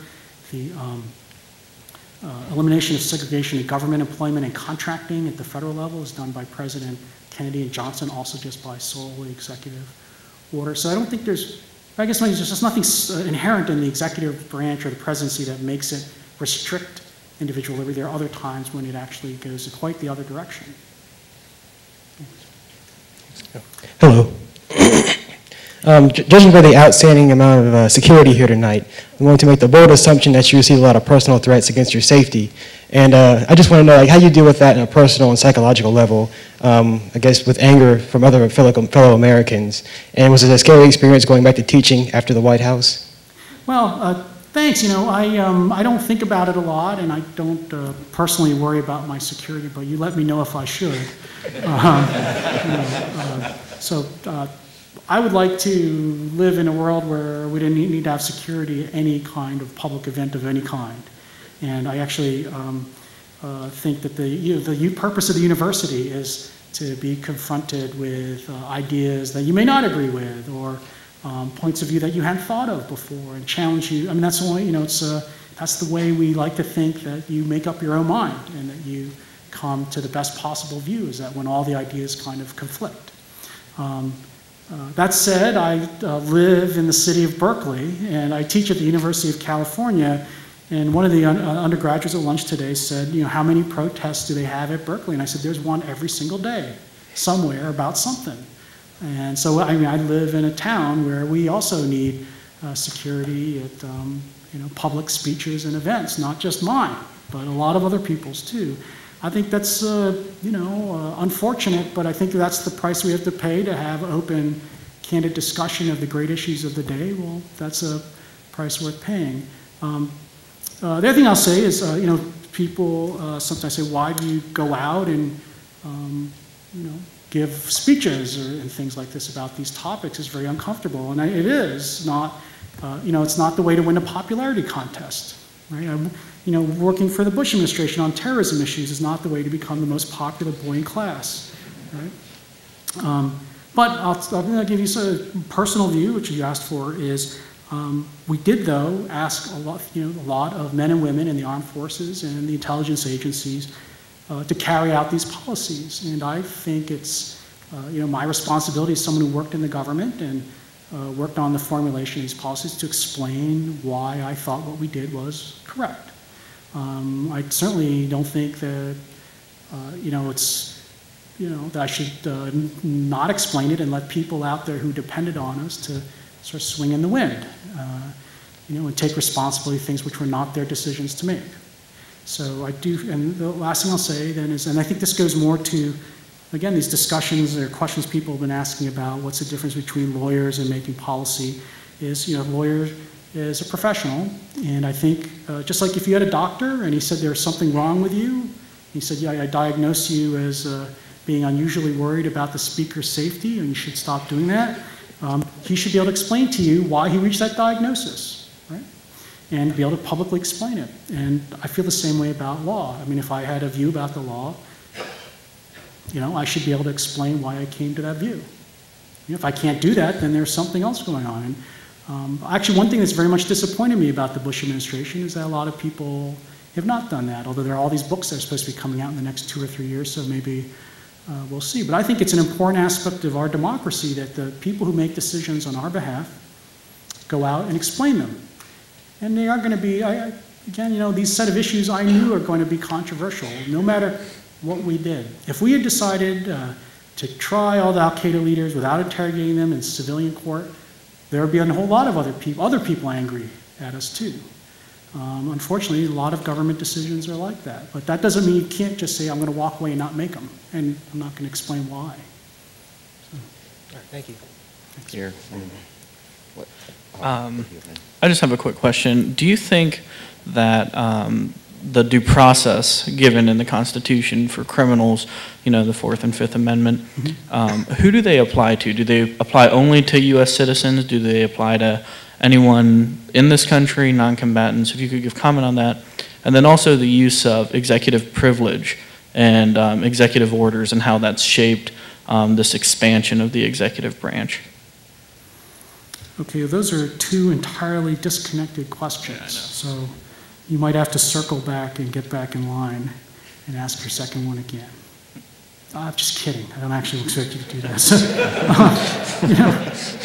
You're a good guy, you were going to do it. So with the criminal procedure rights in the Bill of Rights, the Supreme Court's very clear, right? Those rights apply to anyone in the country. It doesn't matter if you're a citizen or a non-citizen, a resident alien, or illegal immigrant, or whoever. If you're the country, the territory of the United States, you get a set of certain kinds of rights, and those would include the rights of criminal procedure. But they don't apply if you're waging war against the United States, right? If the United States is in a war, then we're not in a criminal law enforcement exercise, then the Bill of Rights are not the operative body of law. Just to give you an example, I mean, it seems odd, but that's just because the United States hasn't had to fight any wars on its territory for a long time. Right, so to give you an example, in the Civil War, every member of the Confederacy was an American citizen. Right? And under Lincoln's view of the Constitution, they couldn't actually become citizens of another country because he didn't think the South could secede. They were all citizens of the United States. But obviously, when the United States is fighting the Confederacy in the Civil War, it's not following the Bill of Rights. Right? The Bill of Rights doesn't allow you to shoot, without a trial. Right? That's what happened in the war during the Civil War. So if there's actually war on our soil, then those areas where the war is going on are not conducted according to the Bill of Rights. I mean, they're kind of the rules of warfare. And I think that goes for abroad too. Abroad, if you're a citizen or a a permanent resident alien, even if you're abroad outside the territory of the United States and you're captured by the FBI or something, you still have the rights of the Bill of Rights. But if it's abroad and it's war, we wouldn't say, World War II, you had to read Miranda warnings to capture German prisoners, right? You wouldn't, the Bill of Rights don't apply that far. So just to explain the Guantanamo Bay cases from the Supreme Court, the way the Supreme Court resolved this tension, I think, was to say Guantanamo Bay is actually the territory of the United States. And so everyone at Guantanamo Bay has some kind of constitutional rights, although then the court did not actually say what those rights were as a substantive matter. The courts have so far said we're not going to say that people in Afghanistan have constitutional rights. Your second question about executive privilege, those of you who are not specialists in the field, executive privilege is the claim by the executive branch that it can keep secret from Congress certain kinds of information, and from the courts, usually involving national security or foreign affairs. One thing I try to show is that actually President Washington is the first president who made this claim. And Thomas Jefferson was quite a believer in this too. And they thought two things. One, they thought there were certain kinds of information, if they became public, would really harm the national security. And so because of that, the president had the right to not disclose certain kinds of national security information or military information, right? The executive branch shouldn't have to publish the schedules of troop transports, during wartime. Right?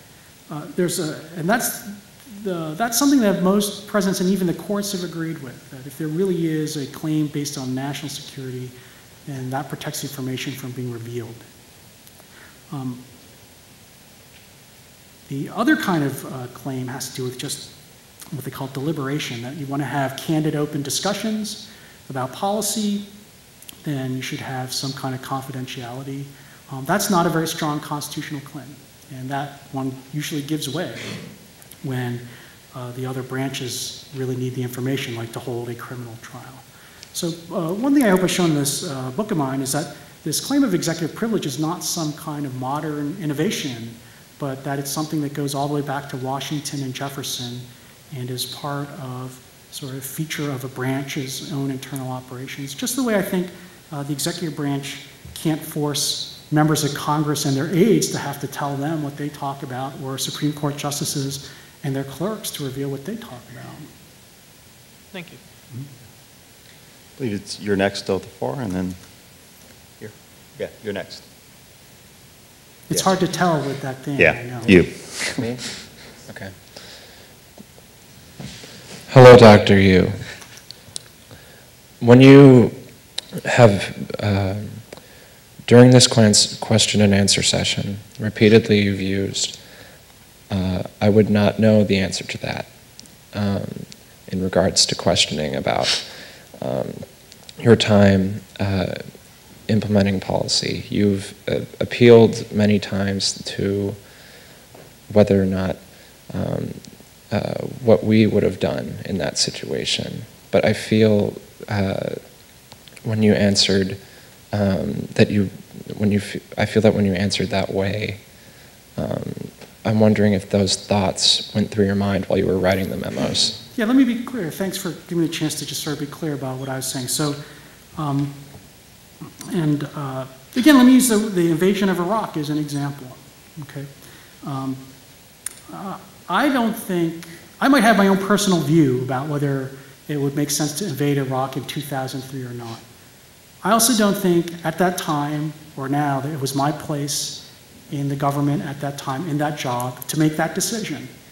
I could tell people what my best view was about whether it would be legal or illegal to go to war in Iraq. But I don't have any special training on the strategy and the history of the Middle East and American objectives there. I have a view, just like any citizen would have a view, but it's not entitled to any kind of special weight. So, for example, I didn't, but I could have said at the time, I think it's a terrible idea to invade Iraq at this time. But I would also have to say that you should understand that this is my view as a citizen. I'm not telling you this as a lawyer, that the law says it's a bad idea. Right? The law doesn't tell you one way or the other whether it's a good idea or not. And I'd say that's my view of what I was doing then as well as now. I think this is very important for a lawyer to tell the other members of the government what their options are.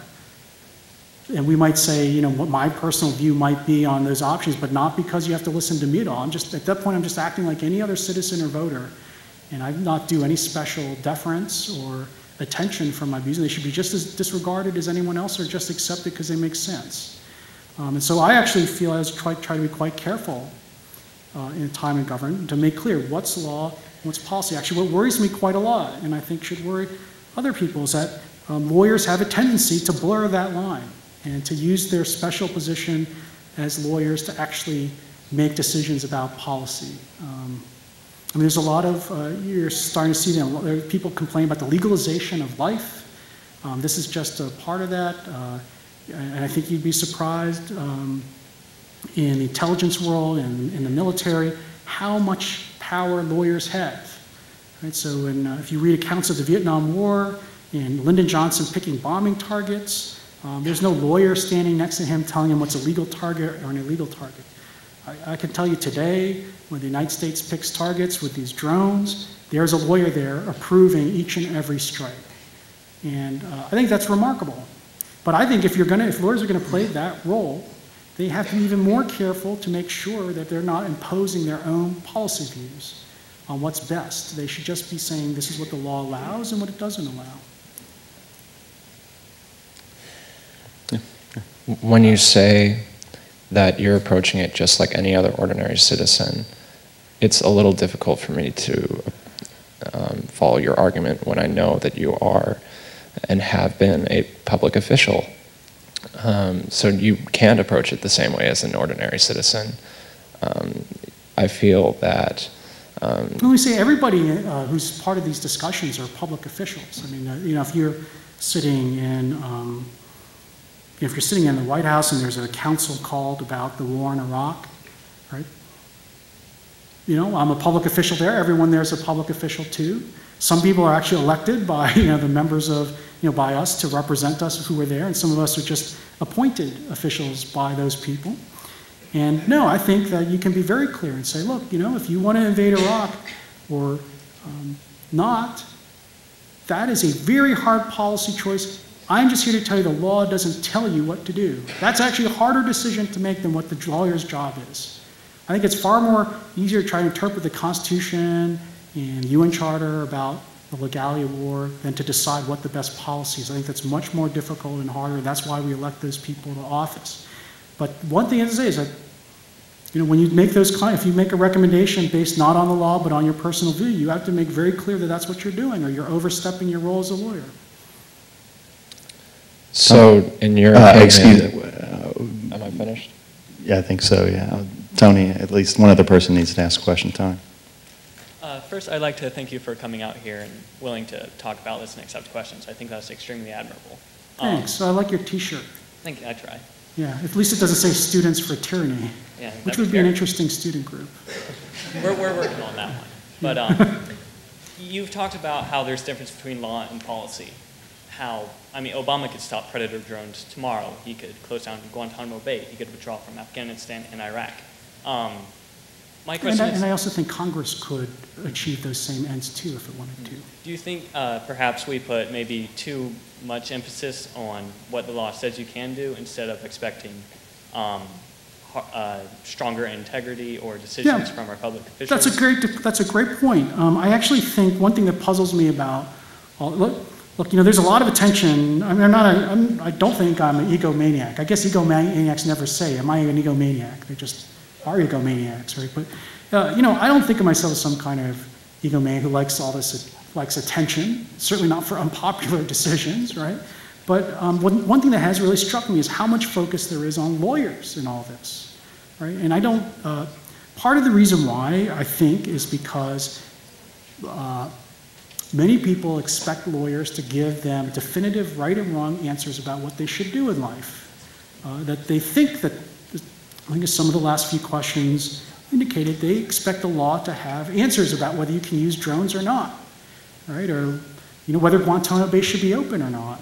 And, unfortunately, the law doesn't give us all those answers. The law actually, read the Constitution. It's very vague and short, and it leaves a lot of the decisions up to us later, those of us who are alive now, who are part of our society. And so the law doesn't answer all those hard questions, I think. It answers some, but the basic fundamental hard questions are the ones, as you say, that those are made by people based on their morals and integrity and their policy views, a whole host of other things. And law, I actually think it's a mistake if the law actually tries to assume the power to make those decisions for us. That those are why we elect the people to office that we do, and it's really their decisions to make. And those are hard, difficult choices. And so, yeah, instead of saying, well, why do the, I'm not trying to absolve myself of responsibility either, but when you say, why do the lawyers allow this to happen? I mean, that's still not the final question, which is there's still a choice that people made. And I think they should defend it. I think if people feel that they made the right decision about Iraq or terrorism as a policy matter, they should explain to the American people why they chose what they did. I think actually it would be better for the country than what's happened now, which is a sort of weird focus on law and lawyers. I think that actually the Americans' understanding of the conditions we were under and the kind of questions that were answered would be actually greatly enhanced by hearing from people who said, well, this is the choice we made for this reason.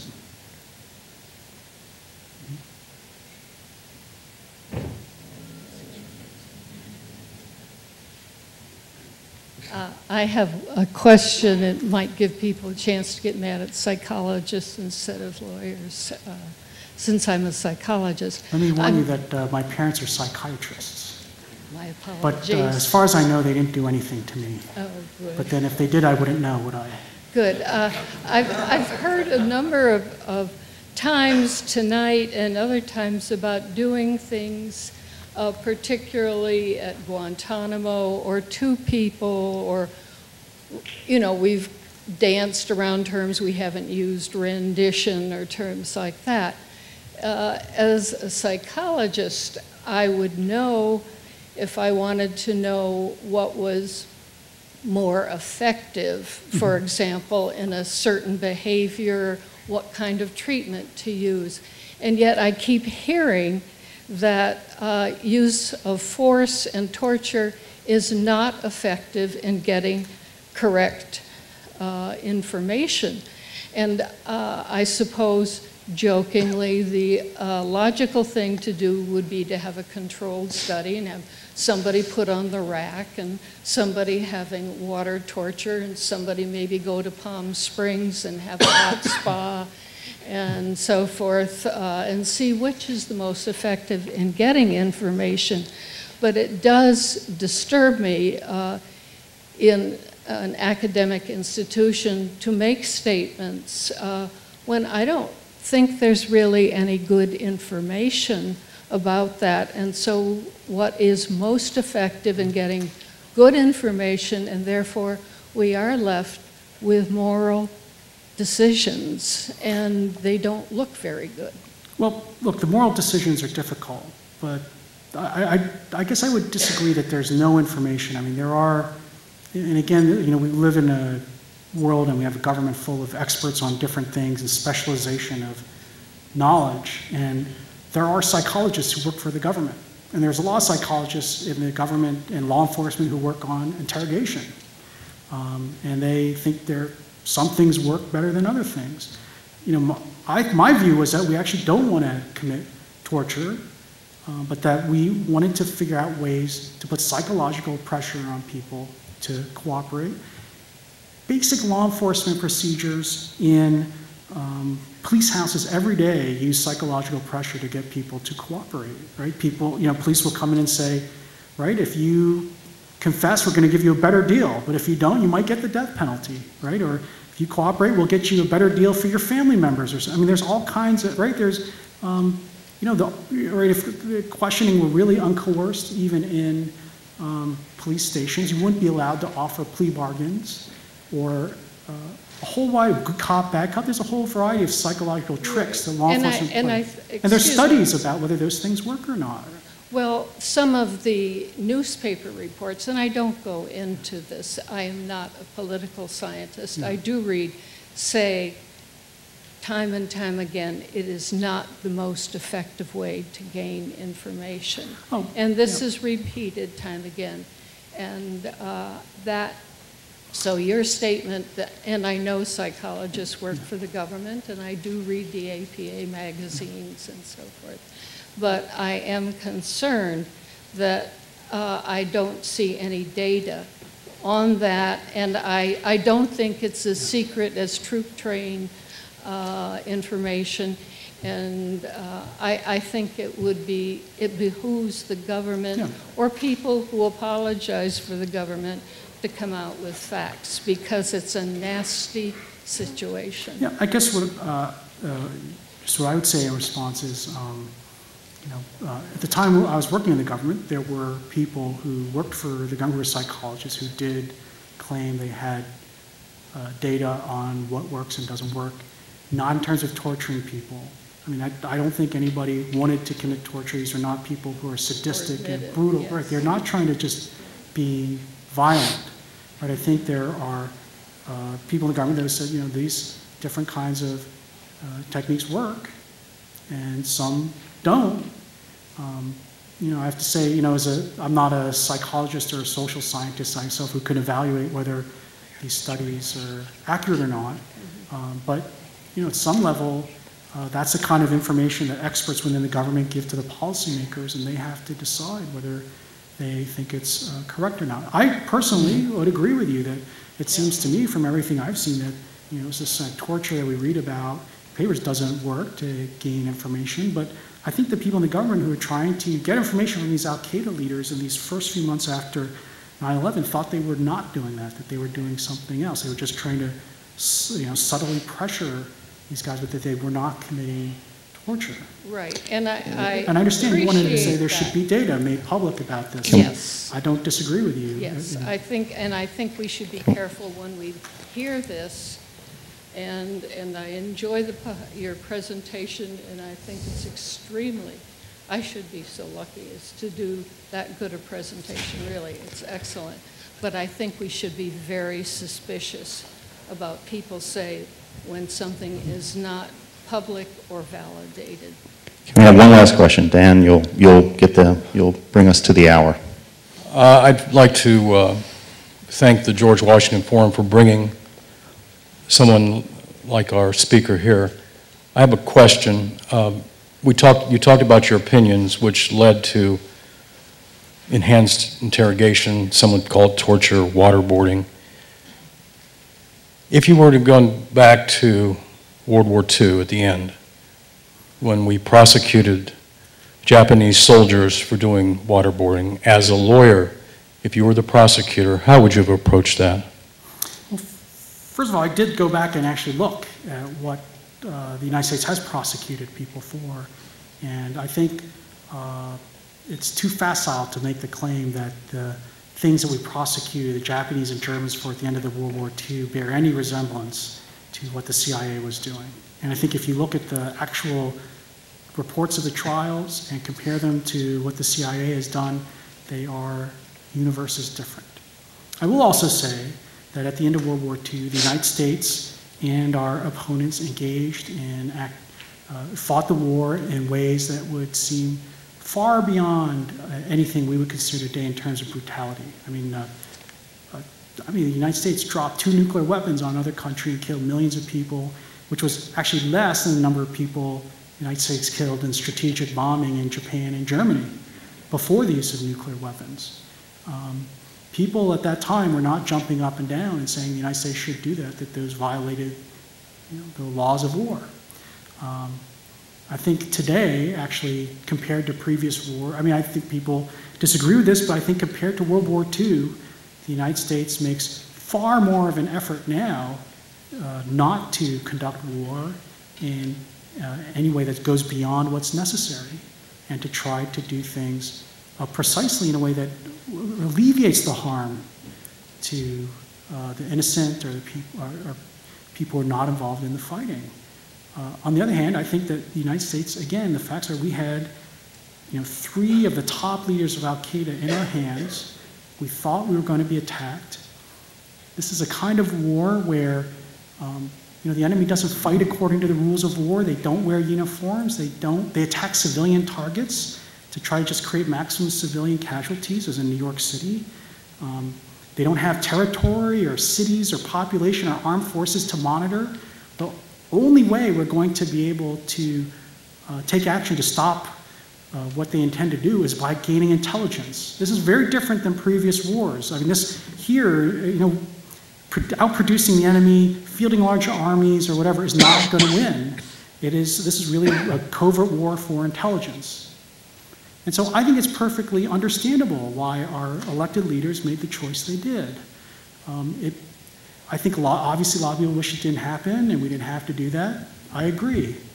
But I also think that we're in a war where that kind of information is the highest, most valuable commodity. And I think that the United States did far less than whatever happened in World War II.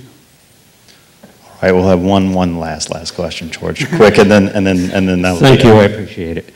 If I heard you correctly, you were suggesting that the Bush administration didn't see what it was doing as torture, but as enhanced interrogation and so on. Could you explain then the reference to the crushing of children's testicles and whether that was considered torture or a form of enhanced interrogation, and was it taken out of context? What is the whole issue about that? I don't know. The United States never, ever considered anything like that. I mean, I would be the first one to agree that would be torture. And I mean, the United States, nothing I was ever a part of, ever considered anything remotely like that. And I never would have participated in anything like that. But with the film of you saying, well, it would depend on why the president wanted to do that, could you explain your response? Yeah, so I was in this debate with this guy who said, well, can the president do this? Can the president do that? Can the president do this? And I just said, I didn't say, yeah, he could do that, actually. I just said, under the Constitution, the president decides that question. And then I said, but no, we'd never do that, and we'd never have to do that, and no one would ever want to do that, but I bet the transcript or whatever stopped before that. But no, I mean, that actually was more a question, at least in my mind, of who makes the decision under the Constitution, which is different than what's the right policy. And I think, I don't think any American would be in favor of that. And it was never, I'd never even heard of this idea when I was in the government. It just was never under, I just want to be clear, it was never under consideration. One problem. And also, this goes to your question about secrecy that the young lady was asking about just a few minutes ago, is that when the government makes these things secret, all kinds of, people give rein to their wildest imaginations about what the government's doing. And I think that hurts the government, actually. So there is this balance to trying to make sure that we do preserve the secrets that we need to conduct the war. But on the other hand, I do think the government should try to be more forthright with the public about what it is doing, because that would actually, I think, calm people's worries. I think people, they watch things in the movies and see like the show 24, and they think the government has these amazing powers of investigation and surveillance. The government could not do in 24 months what they do in the show in 24 hours on 24. The government is just not that good at it. I mean, it's slow and cumbersome. We saw that in 9/11. But I do think that people have this exaggerated view, actually, of what the government's capable of and what it's willing to do. And I think what the government actually did really pales in comparison. I really think so. I think maybe someday the historical record will show that when, I don't know, when archives are opened or when people start to tell their story more in books and articles. Well, nothing's going to get crushed tonight. So if anyone would like to have Professor Yu sign a book. I could be in Washington and just storm out of here and say, I'm damned if I ever go back there. If you'd like to talk to Professor Yu, have him sign a book. He'll be around for a little bit afterwards. In the meantime, let's thank him for coming here tonight.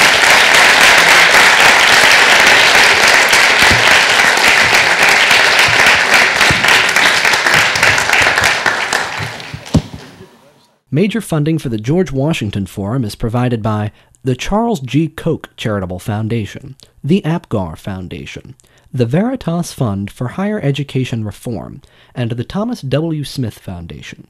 For more information, please visit us on the web at www.ohio.edu/WashingtonForum.